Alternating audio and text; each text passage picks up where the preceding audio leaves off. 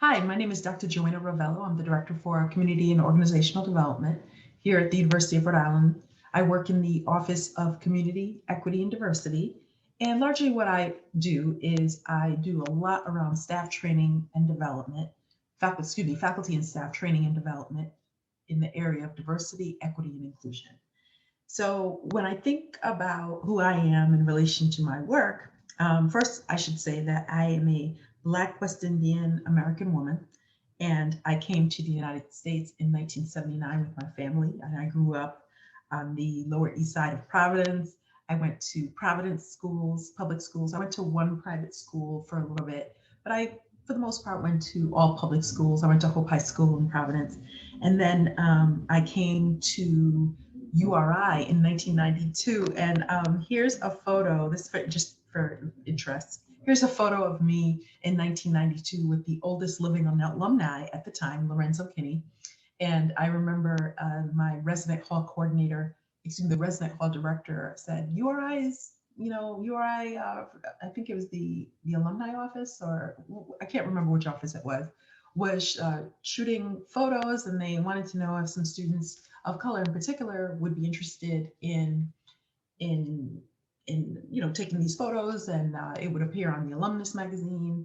I didn't know what the alumnus magazine was at that point, but I was sort of like, sure. And then they said, oh, you get to keep the t-shirt. So I was even more thrilled with that. I think what's interesting is at the time in the early 1990s, URI, like many institutions, was beginning to grapple with some of the uh, racial unrest and turmoil on and off campus. I think they were trying to make a point that they are striving compared to where they were in the 1900s, early 1900s, when this individual was going, Mr. Kinney was going to school here at URI. Look at how far we've come.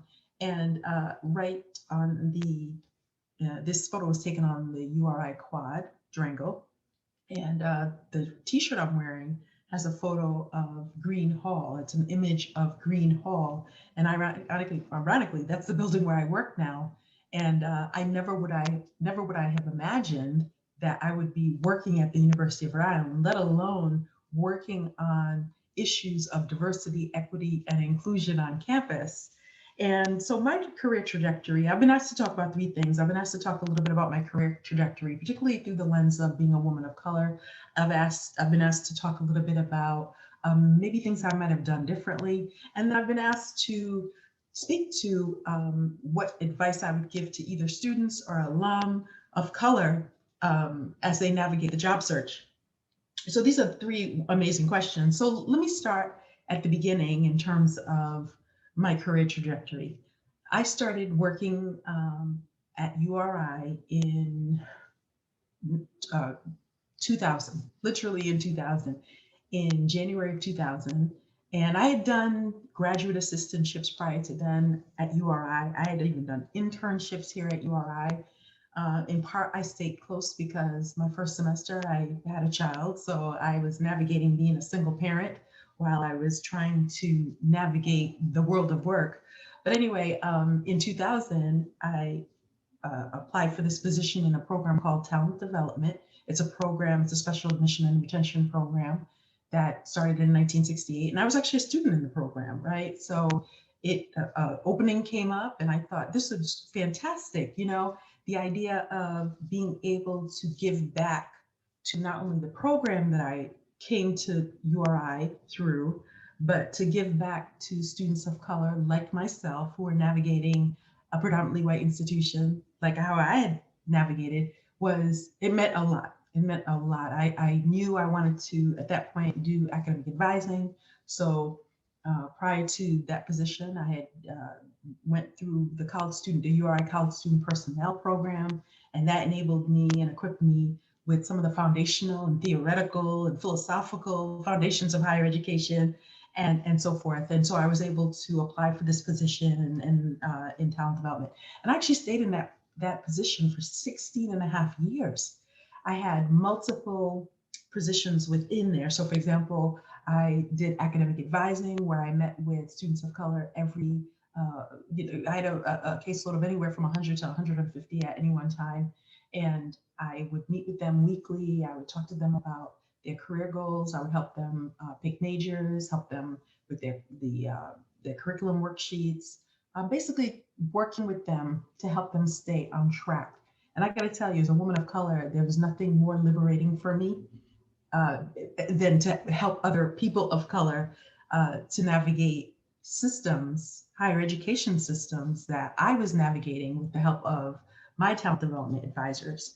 So that was my first job. My second job within talent development was that of an assistant director. I was promoted to assistant director in 2005. So after 5 years, I think I was the first Black woman, excuse me, Black woman or woman of color to hold that position within talent development, which is, again, really an important milestone. And through that position, I was able to work with our special populations within or already a special population. So, for example, I worked with students who weren't able to live on campus, like some of the students, like most of the students in talent development, because they were older students, or perhaps because they were single parents, like how I had been, and so forth. So I was able to do that. And the other part of that work is that talent development had at that point a 6-week summer residential program, and because students weren't able to live on campus at that point, I was able to work with our associate director, Sharon Folio, to assist in the creation of a mirror program for people who couldn't live on campus. And then from there, we had different grants and stuff. We had the Guaranteed Admissions Program grant, we had the Relay grant. And so I was able to work with the folks who supervised the folks who worked with those two programs as well. So I did a few different things within talent development. And I think when I think about my identity, which I meant to start with, which again, as a Black West Indian woman, but also growing up in a very religious Christian household, West Indian household, there were lenses through which I understood the work that I did. And so for me, I think what that meant is that your posture toward others and your posture toward yourself is that you often sacrifice yourself, and you sort of like lay down your cross, and the way I understood it at the time, so like lay down this cross, and you help other people, you put others first, you put yourself second. And so these positions that I had reflected some of the Christian values that I was brought up in, right? And so I really felt great about my work. Now, fast forward to the job I do now within Community Equity University, again, as the Director for Community and Organizational Development. I do a lot with staff training and development. And so I think that for me, that harkens back to this same idea of not necessarily self-sacrifice, but understanding and helping other folks understand that we all have different experiences, right? Regarding whether you are a person of color or not, even people of color within the same racial identity, if you will, have different experiences. So there's certain things we share, but there's other things that we don't share. And so for me, what I learned over time, especially as I earned my PhD in higher education administration and had opportunities to research and do some research around Black women administrators and how they perceive both race and gender, or their intersectionality, as affecting their own work. I learned so much about myself and what it meant to be on a predominantly white campus as a woman of color, trying to navigate both race and gender, let alone if you have other forms of identity that can bear upon your experience. So I think those things were so crucial. And I learned it. I feel like part of what is the challenge is I didn't learn that until well into my 40s, right? Where I'm like, oh my gosh, I didn't realize that, because I always felt like you were either one or the other, right? And I always felt like I have to show up big around race. And so I'd be faced with certain challenges, and it's like, well, the challenge you're facing is not race or gender, it's race and gender, right? And that could include within Black folks like me, issues I was facing with other Black folks like me, but also issues with other identities on campus. So what I learned is not to necessarily try to disentangle those two things, but to embrace my identity as a Black woman, as a Black West Indian woman growing up in a Christian household, and understand that that is one of the lenses, probably one of many lenses that I use to understand my lived experience. So that's what I've been doing now. And long story short, that's what I've been doing now. I've been doing a lot around training and faculty and staff training and development around diversity, equity, inclusion. I've been able to create modules to help people understand some of the foundational concepts within diversity, equity, inclusion, and social justice work, like, what does it mean to have multiple social identities? What does it mean to advance anti-oppression in the workplace? What is implicit bias, and how do we combat implicit bias? How does microaggressions impact other people, and so forth? And I've done some bit of work around decolonization, and doing a couple modules around that. And next semester, my plan is to think a lot into perhaps offer some educational opportunities around allyship, and what does it mean to be an ally within and across differences. So what I love about my experience here at URI, being, I didn't mention this, but I was a human development major as an undergrad, and then I was a human development minor with a focus on, human development master's student with a focus on college student personnel, right? So which got me ready to work with college students. But between those two programs, and then later on with my PhD in higher education, all of those things helped prepare me for the work I'm doing right now, and it allowed me to really embrace my imagination, in addition to scholarship and research and a whole host of other skills that are very necessary that I use every day in my work. So that's the question the answer to question one. So question two was, are there anything you might have done differently?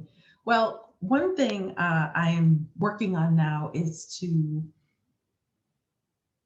understand that while self-sacrifice has been part of my upbringing, it is a very important part of upbringing. The sense of community is also part of my upbringing.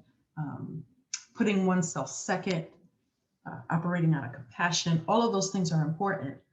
But what I've learned is that we have to think very critically when we, as women of color, are asked to continually sacrifice ourselves for this greater good that never seems to pay it back, or rarely seems to pay it back. So I think for me, what I've learned is to be more critical about this idea of self-sacrifice within a context that never gives back, right? Because it's one thing when you're sacrificing at certain points and things like that, but if it comes to a point where that's now part of your identity and that's all that folks expect, the self-sacrificing woman of color or the self-sacrificing Black woman, that's problematic.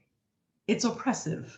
And I've learned to name it, to call it that, right? So I'm speaking very specifically right now to women of color, particularly to Black women, right?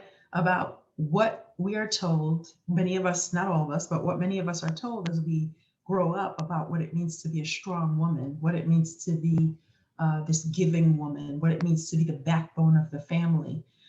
My sense of it is we don't want to continue being the backbone when our backs are breaking around that. So we need to think critically about what that might mean, what that's meant to you, and decide on when, how do I say that? Decide on what your limitation will be, like what your boundary, not limitation, excuse me, what your boundary will be around that. So like I said, that was very specific to the specific audience. So please understand where I was going with that. The final question is, what advice would I have? So I gave a little advice on that other one, but I'm going to give more general advice now. When I was one of the things I did during this time, these last 21-year history at URI, is I taught a course called Personal and Career Development for the Human Development and Family Studies Department.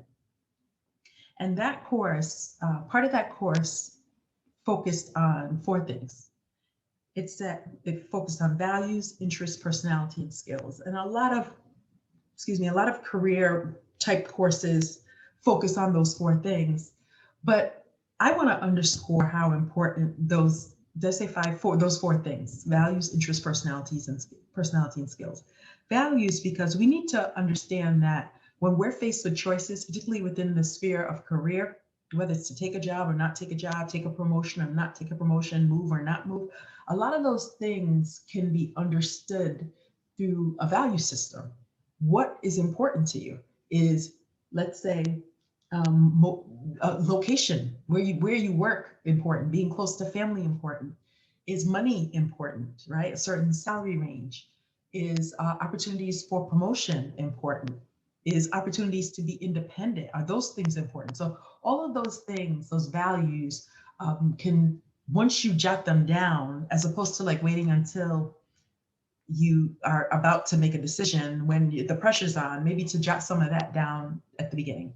The other thing they call it VIPs. The other thing that VIPs says is, what are your interests? Now, you're in these majors and you're pretty much being exposed to a variety, to the fields based on, for most of you, based on the major. But one of the things that I would reference is the Holland, I think they call it RISEC, right? There's different fields, general fields of interest. Are you someone that likes to investigate?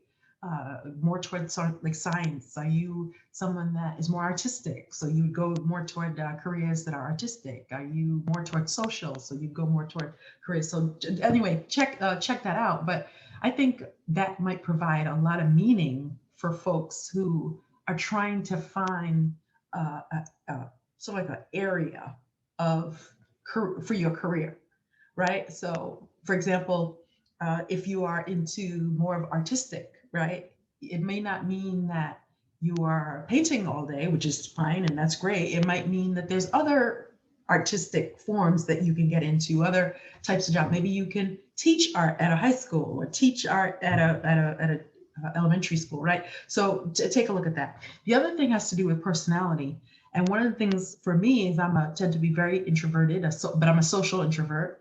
So what that means is that I love my quiet time. I love quiet time because I need to recharge, particularly after busy days. And so it's important to get a sense of the type of job or career that you are going for. Is the type of job that requires lots and lots of engagement with people, a lot of exposure to people all day long. Now, I'm not suggesting that you don't take a job like that. I'm just suggesting that if you do take a job like that, you might want to consider those times to recharge. And finally, skills. Skills are one of those things that for most of us, we can build upon, you can build upon skills. So taking an assessment of the skills that you have, whether it's writing, whether it is,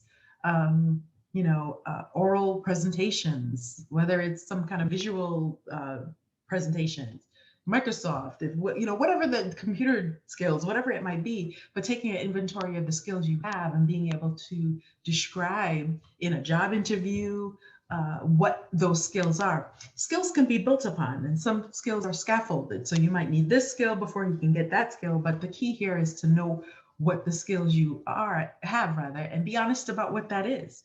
It doesn't mean that you can't build upon skills. So what I would say is, remember VIPs, values, interest, personality, and skills. And I think knowing those will take you very, very far. And doing inventories periodically about check-ins with yourself, like, what do I still value? I got to tell you, when I was in a young person in my 20s with a young child, for me, staying very local was more important than, say, I don't know, promotion, perhaps, if those were an opportunity. Those were, that's probably a bad example, but do you get what I'm saying? You want to make sure that that even if you pick certain values now, they may or may not carry on as you get older. But the key, I think, is knowing thyself, know who you are, and being able to figure out what those boundaries are when you engage with different people. Okay. So that's my advice in terms of my career journey, my things I might have done differently, and advice that I have for Black women in particular, women of color in particular, but also general advice I have for other folks. All right, I hope that helps y'all. Take care.